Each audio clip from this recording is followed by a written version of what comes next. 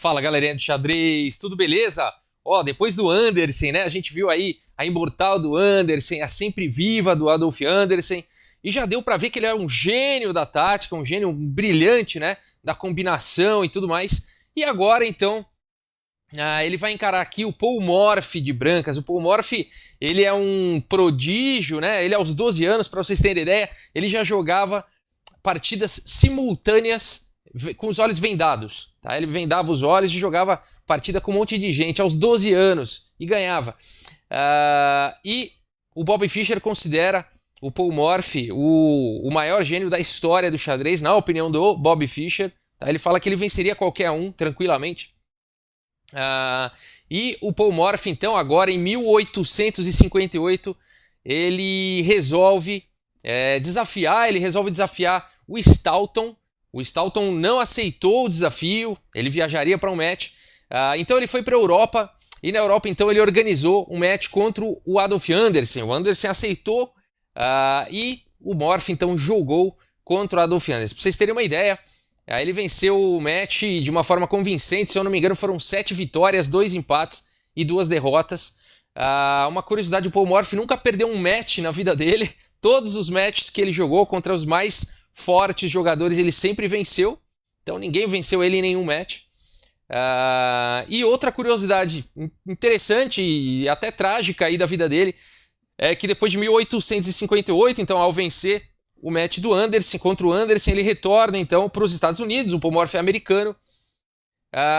E essa supremacia dele dura apenas 18 meses, até 1859, quando ele sofreria uma decepção amorosa na vida dele e fez com que ele abandonasse o xadrez. Isso, ele nunca mais jogou, e a saúde mental dele também foi deteriorando. Ele ficou cheio de paranoias, achava que estava sendo perseguido, enfim, alucinações, e ele foi morrer alguns anos mais tarde, aos 40 e tantos anos, assim, de forma decadente. Uma pena realmente, né? Não só para o xadrez, mas para um ser humano ter um triste fim como esse, né? Mas vamos dar uma olhada na partida. Um gênio, realmente, não houve quem tirasse o reinado de Paul Morphy, né? Ele que simplesmente abandonou o xadrez. E vamos dar uma olhada então. A gente já viu o Andersen jogando, que a gente conhece a potência do Andersen.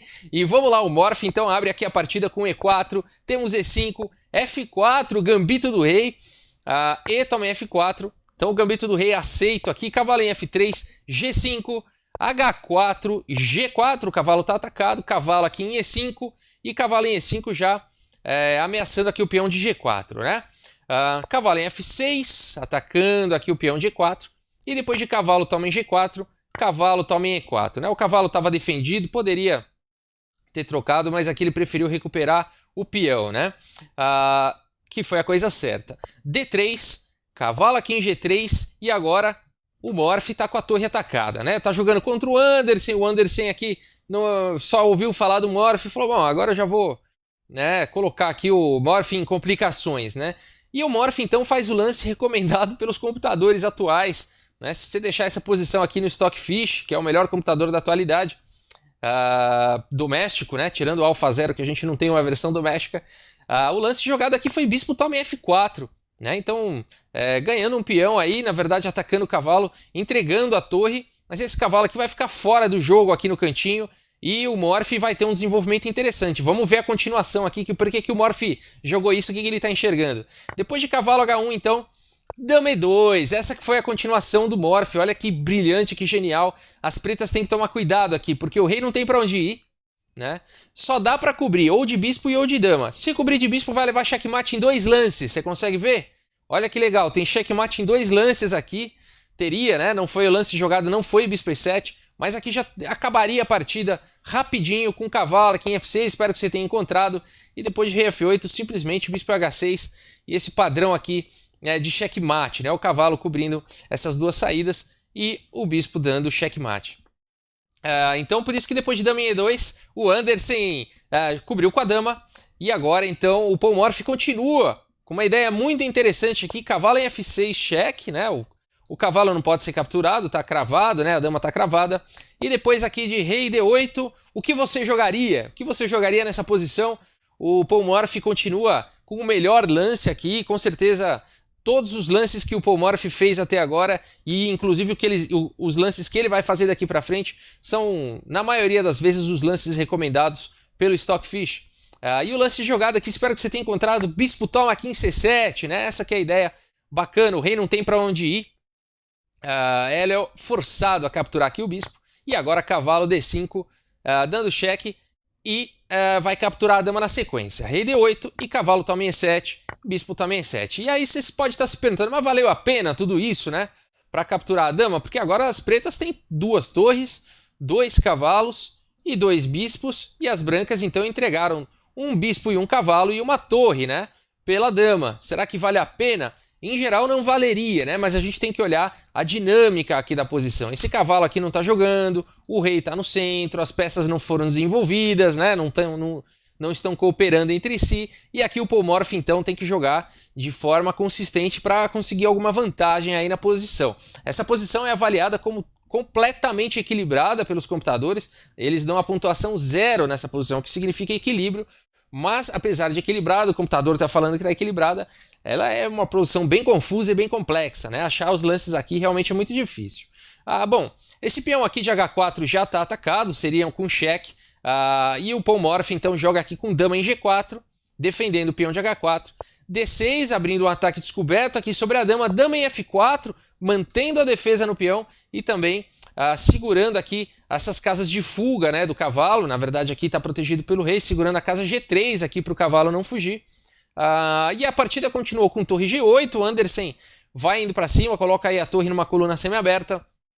E aqui o Paul Morphy vai pro melhor lance da posição, mais uma vez com dama toma aqui em F7, tá atacando a torre. A partida seguiu então com, agora não está mais protegido, né, o peão aqui de H4, bispo em H4, cheque, rei D2, torre aqui em E8, o Anderson melhorando as suas peças e mais uma vez a partida continua sendo os melhores lances dos dois lados, tá bom? E a posição continua com a pontuação 0, com equilíbrio.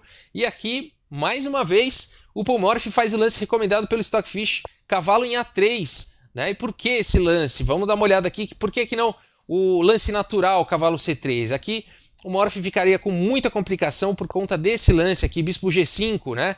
E esse rei tá cortado aqui da posição, teria que jogar aqui rei em D1.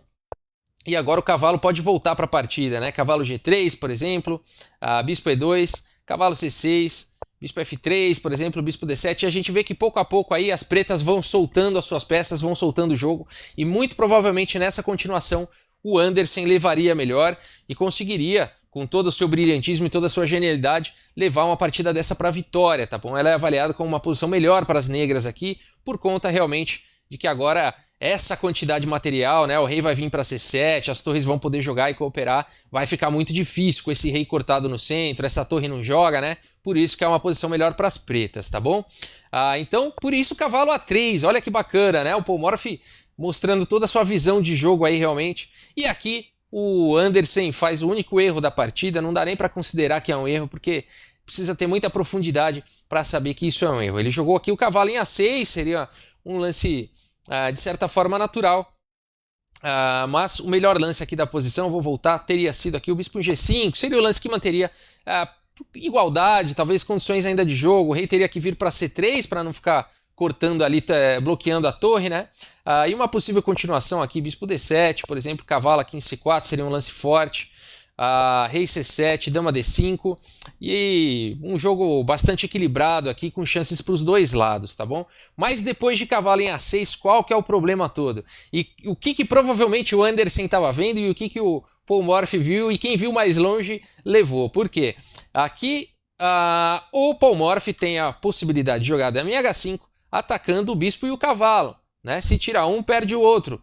Então não dá para salvar as duas peças, né? Esse bispo não consegue ser defendido, a torre não pode vir para E4, essa casa está tomada, né? Se quisesse defender o bispo. Então não tem como, né? O lance jogado aqui foi dama em H5, então. Mas aqui o Anderson, provavelmente quando ele jogou aqui cavalo em A6, é claro que ele viu dama em H5, mas aqui ele continuou com uma forma interessante aqui, bispo em F6. Agora, se o Anderson capturar o cavalo, se o Paul Morphy capturar o cavalo, o Anderson vai vir aqui capturar em B2 com um ataque sobre a torre e sobre o cavalo. E aí não dá para salvar as duas peças também, né? Vai ter que tentar salvar a torre aí, vai perder o cavalo.